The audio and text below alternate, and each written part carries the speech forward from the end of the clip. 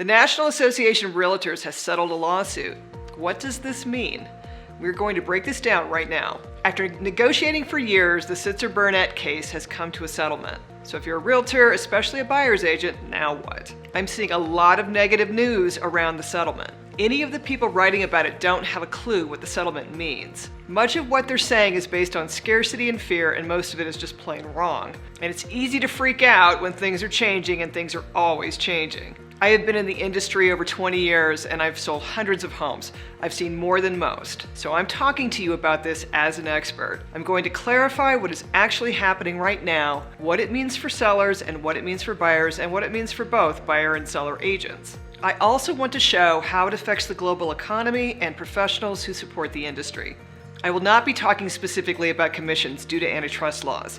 In the real estate industry, antitrust laws prohibit discussing commissions directly between realtors.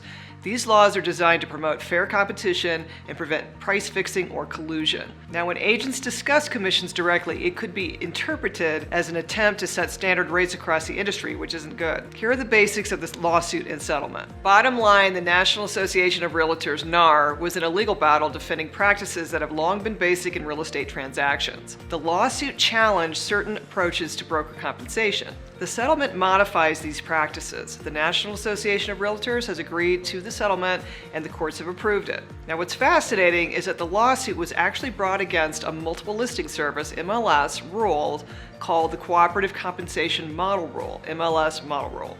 And the MLS Model Rule was introduced in the 1990s by consumer protection advocates to protect buyers and buyer representation. And now they're ruling against it. It seems a bit counterintuitive, but hey, there is money involved and some very greedy people must see opportunity. So here we are. The sharks are coming out. What's next? What you need to know is that NAR did not admit to doing any wrongdoing in connection with the MLS Model Rule. Now, some agents are up in arms that NAR didn't fight harder, but we aren't attorneys and we weren't in the room. NAR is the largest trade association in the United States with over 1.5 million active members. They have substantial lobbying power. The association also has financial investment in promoting the best interests of agents, because if they don't help realtors, members will simply leave. During settlement negotiations, NAR fought to release all members from liability for commission-related claims. They were able to ensure that a majority, more than 1 million members, were included in the settlement's release of liability. Now, this release did not include Home Services of America and its related companies, the last corporate defendant that litigated the Sitzer-Burnett case, which settled separately for $250 million.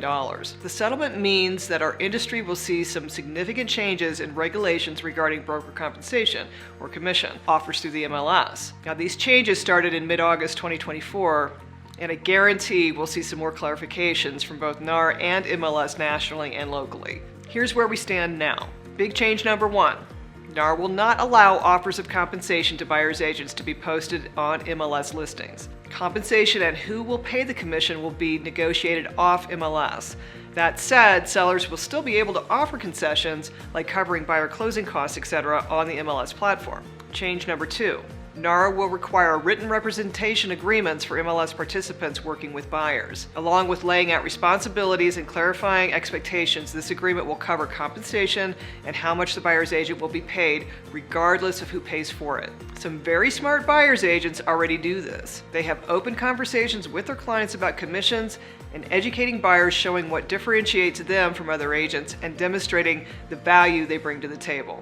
Honestly, every buyer's agent worth their salt should already be doing this. After the settlement, it will be mandatory. Now let's talk about how this affects buyers. As I see it, it affects veterans the most. You know, those wonderful human beings that serve our country and risk their lives to protect us? The government has programs in place to help veterans buy homes. One benefit of these programs is that they pay less in out-of-pocket expenses. However, one of the VA regulations before the settlement was that the veterans were not allowed to pay any broker fees. After the settlement, the VA modified its stance and is now allowing veterans to pay commissions. But that means that a veteran will likely end up paying for commissions that they never had to pay for in the past, an added expense that they really shouldn't have to shoulder. According to the Department of Veterans Affairs lender statistics, 400,692 VA loans were given in the U.S. in 2023. The new regulations will have a major impact on those buyers. Another concern about this new regulation is that it means compensation for the buyer's agent will potentially fall to buyers. Under the old rules, the seller's side most often paid the buyer's agent compensation, even though commission is always and always has been negotiable. However, with this new rule, where you can't show compensation on MLS, how much and whether the seller is willing to contribute, there's a possibility that buyers may need to cover this cost out of pocket. Buyers already face multiple out-of-pocket costs when purchasing a home. These costs could include lender fees, costs associated with obtaining a mortgage, including loan origination fees, credit report fees, and appraisal fees, title and escrow charges, fees for title search, title insurance, and escrow services, prepaid expenses such as property taxes, homeowners insurance, and possibly private mortgage insurance, or homeowners association dues, prorated to the time of purchase. Inspection costs, which can include general home inspections, radon tests, sewer scope, roof, and specialized inspections like well and septic systems. Recording fees, costs to record deed and mortgage documents with the local government. Transfer taxes, taxes imposed by some states or localities of the transfer of property. There's so much more. If buyers also are responsible to cover their agent's compensation, it can significantly increase their upfront costs, potentially limiting their purchasing power or even their ability to buy a home at all. And this is especially critical for first-time homebuyers or those with limited funds who might have trouble coming up with the funds beyond a down payment and traditional closing costs. According to NAR, in 2023, first-time homebuyers represented 32% of the market. That's nearly 1/3 of all sales, and first-time buyers are most likely to have limited funds. Now let's talk about how this affects sellers. Of course, this doesn't just affect buyers. It also affects sellers and the broader real estate market. If buyers have more out-of-pocket expenses, the pool of eligible buyers will shrink and in turn will reduce demand for homes. Decreased demand usually leads to longer selling times and lower selling prices. Sellers will have more trouble selling their homes with favorable terms, and they may not even be able to sell at all. And think about it.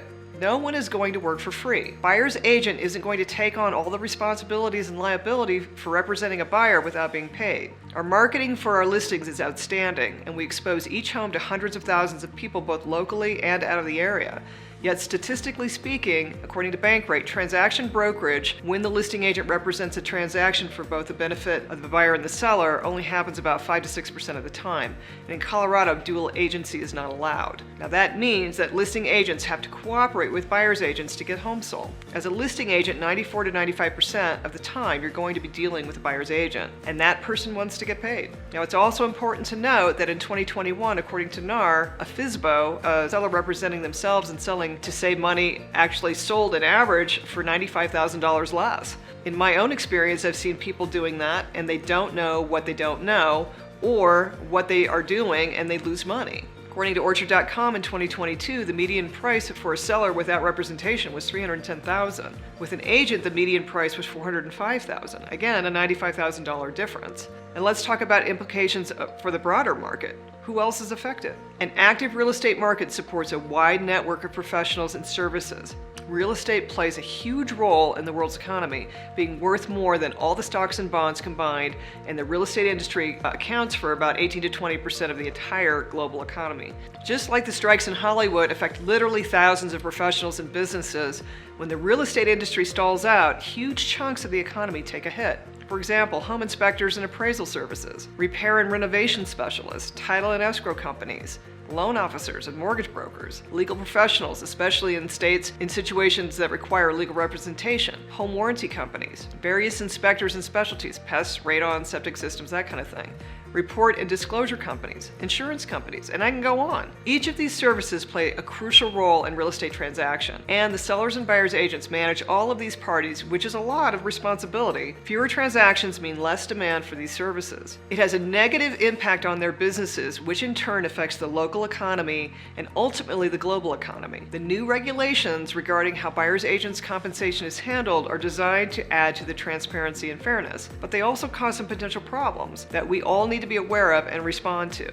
What should you as a buyer's agent do? Like I said, things are changing and things are always changing. Your job is to make sure buyers understand the value you bring to the table and to make sure you do bring exceptional value by honing your skills at being the best darn buyer's agent you can be. You need to be confident when you present the written buyer's broker agreement and not shy away from discussions about your compensation with them and with seller's agents. You need to learn to be a better communicator about your value and what you deliver to your buyers. You need to be a collaborative negotiator so that you work well with listing agents.